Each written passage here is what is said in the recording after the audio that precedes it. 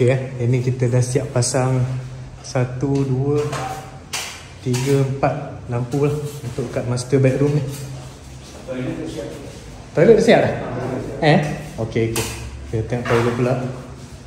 Ni dah siap apa untuk surface ni light depan wardrobe lah. Wardrobe dalam 15 hari bulan kita akan siap. Okey. Nanti kita touch up lah yang lubang tu. Okey. Looks good lah. Center. Ini lampu center.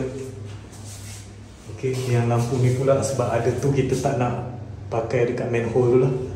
Kita adjust serapat yang boleh dengan manhole. Tapi from this daripada cermin ni ke sini, tingkap dari sini dia center lah.